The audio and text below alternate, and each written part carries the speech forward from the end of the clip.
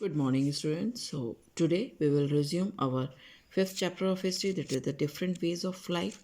So, in the previous clip, we had studied about the Vedas, Rig Ved, Samved, Yajurved, Atharved. In the previous clip, we have studied.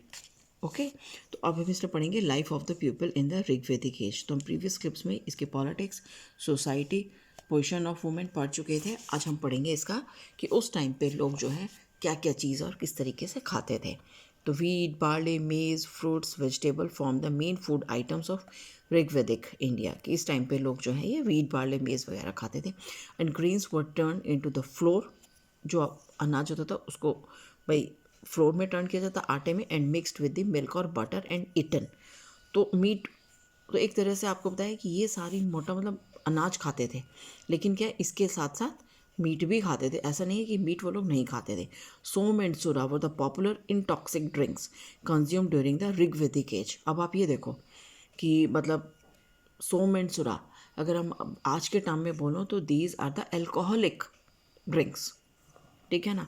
तो उस time पे वो लोग इन चीज़ों के नाम से ही, सोम एंड सुरा के नाम से ये सब चीज़ें चलती थी, पीते थे। अब आ गया ड्रेस कि वो लोग कैसे क्या पहनावा था। The peoples were two piece garments, one wrapped around the waist, कमर के चारों तरफ लपेटा जाता, other use to cover the Torsa.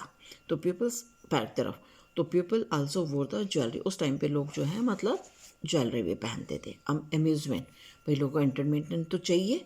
अब खाली टाइम पूरे टाइम काम तो नहीं कर सकते ना, तो अब क्या था, म्यूज़िक वो लोग सुनते थे, ठीक है ना।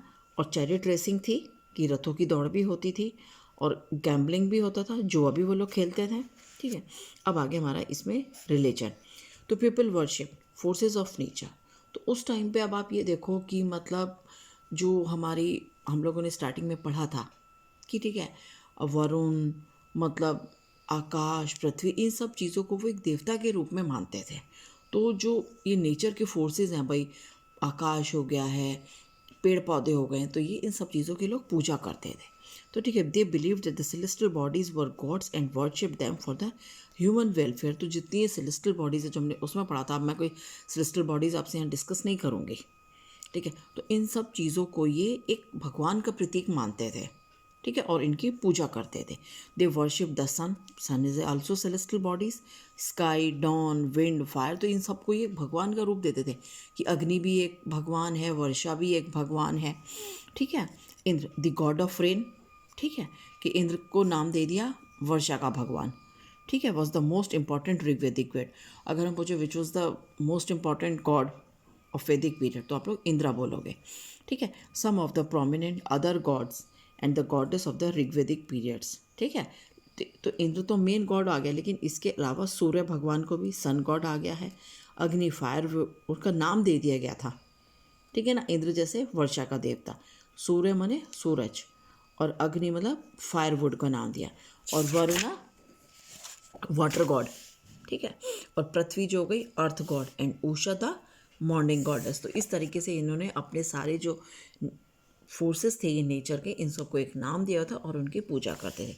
तो there is no evidence of any temple structures of idols, मतलब कोई इस टाइम पे हमें कोई ऋग्वेदिक टाइम की कोई ऐसा मंदिर नहीं मिला है, ना कोई ऐसी मूर्ति मिली है जिससे कि हम ये कह सकते हैं कि उस टाइम पे लोग मंदिर बना के पूजा करते थे। सिर्फ अपना मतलब मन में मान रखा था, ठीक है ना। तो people believe that the gods needed to be appease to receive their blessing, कि ये कि मतलब हमें अगर अपने ये जो चार पांच इन लोगों ने देवताओं के नाम रखे हुए हैं कि अगर हमें इनका मतलब इनको अगर हम खुश कर रखेंगे, ठीक है ना, तो हमें इनका ब्लेसिंग्स मिलेंगे। ब्लेसिंग्स वो किस रूप में कि भाई बारिश भी आए, हमारे अनाज भी होते रहें, टाइम पे धूप भी आए, हवा भी आए। तो ये सब चीज़ें था, मतलब ये लोग विश्वास करते थे कि अगर आप देवताओं के खुश रखोगे तो बारिश होगी, ठीक है, हवा चलेगी, इस तरीके से, क्योंकि गॉड्स के नाम दिए हुए इन्होंने।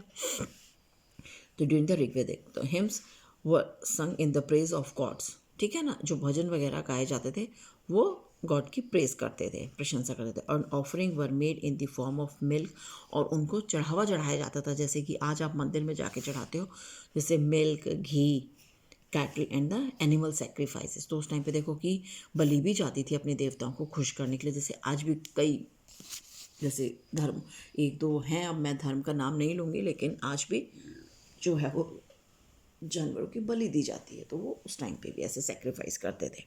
ओके, तो अब हमारा आ गया है यहाँ पे इकोनॉमी। ठीक है, अर्थव्यवस्था क्या थी कि लोग अपना भाई जीवन यापन जो है वो किस तरीके से करते थे, क्या था मेन चीज़। तो a pastoral economy exist during the Rigveda. तो देखो आपके ये वर्ड एक्चुअल में आप लोग के लिए समझना बहुत मुश्किल है। तो जब हम 9th 10th में 11th 12th में पेस्ट्रल इकोनॉमी तब पढ़ते हैं कि पेस्ट्रल इकोनॉमी मतलब क्या है कि उस टाइम पे कोई इंडस्ट्रीज तो थी नहीं।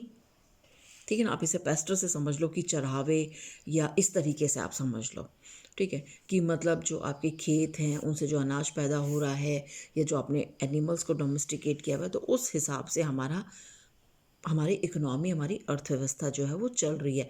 कि आप जो गेहूँ आपके उसमें जो भी आपके ग्रेन्स पैदा हो रहे हैं आप उनको बेच रहे हो, दूसरी चीज़ों की आपकी ज़रूरत है तो आप वो चीज़ ले रहे हो, या जो है आदमी आपने जो डोमेस्टिकेट किए हुए हैं एनिमल्स लेना बेचना, या जो उनके प्रोडक्ट हैं लेना बेचना, वही चीज़ हो रही थी। ठीक है ना, तो दे डोमेस्टिक मतलब अगर हम बड़े बच्चे होते तो मैं उनको पेस्टल इकोनॉमी बोलती, कि जो गांव से रिलेटेड ऐसे है कि उसमें इंडस्ट्रीज़ नहीं आती, जो लैंड पे डोमेस्टिकेट किए हुए हैं और जो आप अनाज पैदा कर रहे हो। ठीक है ना, वो इकोनॉमी होती थी मेनली।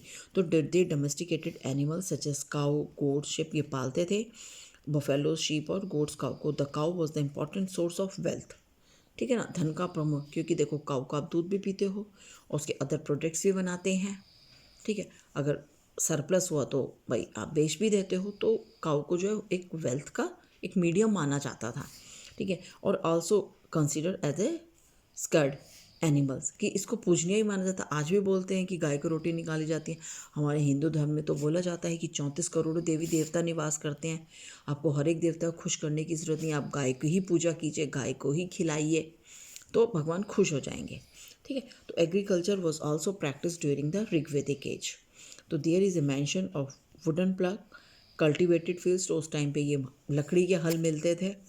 ठीक है, तो other occupation practice during the Rigveda is the pottery. ठीक है ना, spinning, weaving, carpentry and metal work. ठीक है, मिट्टी के बर्तन बनाना, स्पिन कपड़ों को काटना, ठीक है ना, काटना बुनना, और कैनवे लकड़ी के काम जो होता है, और मेटल वर्क।